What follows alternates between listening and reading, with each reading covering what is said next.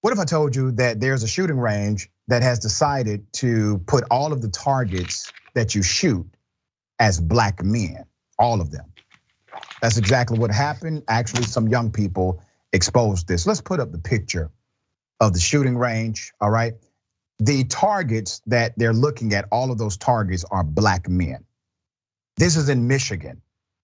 In Michigan, during a recent field trip to see their local police, a scout troop were brought to the shooting range where they discovered that African-American men were used as the overlay images for the officers' target practice. So literally, look at what's happening here.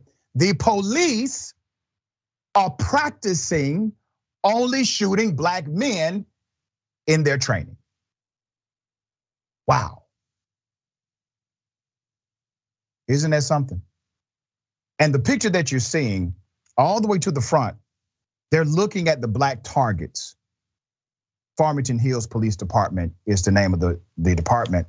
After the children told their parents about the incident, they were afraid to speak out on their own, okay? The parents of one scout reached out to a lawyer to speak on their behalf and expressed their shock and disgust. Dion Webster Cox, who was representing the family, Webster Cox contends that while she and the parents are not looking to file a lawsuit against the city, there is an issue of racial bias, a lack of diversity, and healthy community engagement worth noting in their policing. But here's the thing, you gotta file a lawsuit. My recommendation is to file a lawsuit because lawsuits can hold people accountable in ways that a letter and exposure cannot, all right? Especially when you have a culture like this. Big ups to those children for speaking up because they spoke up because they're being raised right. That's why they spoke up. According to research by the family lawyer, let's put up the picture again. According to research by the family lawyer, when ordering a picture target from a vendor, talking about what you put on the target, the orders include a variety of targets.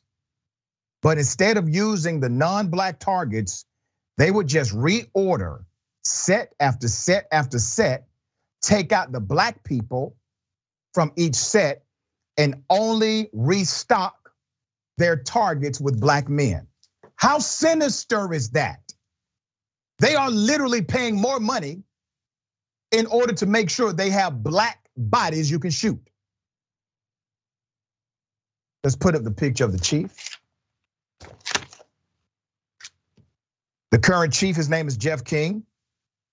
They are being sued by a former black officer over racial bias at the department. In terms of this incident, he claims that their internal probe showed they used more white targets than black ones. Well, I don't know what's going on with this picture.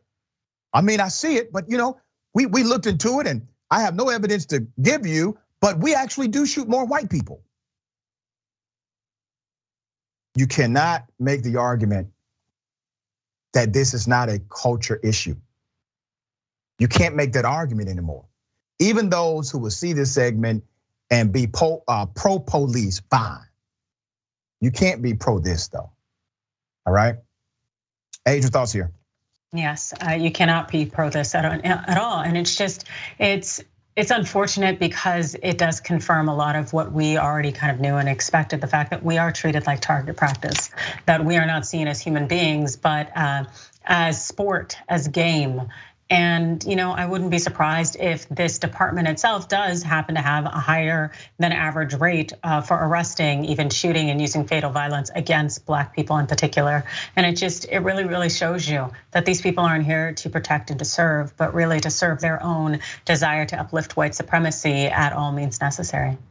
And here's why they want to indoctrinate children to believe that racism doesn't exist, that the history of this nation is not rooted in bloodshed, violence, bigotry, and prejudice, because they don't want children calling them out like these children did.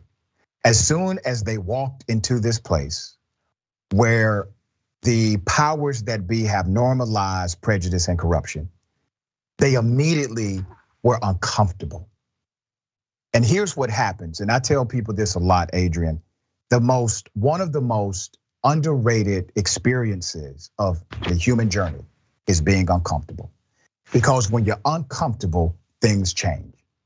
Things change. These kids were uncomfortable And now things are changing. And so I need more people to be uncomfortable with corruption, systemic bias, prejudice, racism. Be uncomfortable.